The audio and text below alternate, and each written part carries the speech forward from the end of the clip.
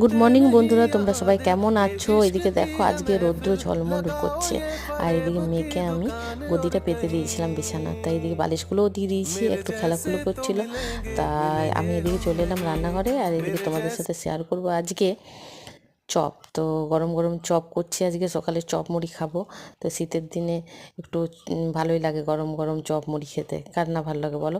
তো আমার একটু চপটা বেশি পছন্দ করি, বাইরে থেকে কেনা তো প্রতিদিন কেনা হয়, কিন্তু আজকে ভাবলাম একটু বেশি করে খাবো, তাই একটু বানিয়ে ফেললাম। তো ছেলেকে দিয়ে দিয়েছিলাম চপ মুড়ি, আর এদিকে একটুখানি কাল্লাও ভেজে নিয়েছি। তো ওর বাবা খেয়ে যাবে কাল্লা ভাজা রুটি দিয়ে, ব্রেকফাস্ট করবে।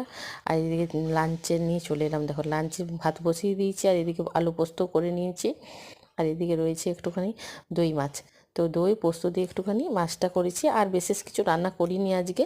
আর চপ দেখো একটা রয়ে গেছে, আর এখানে একটু শাক করছি, তো শাক ভাজা আর একটুখানি করে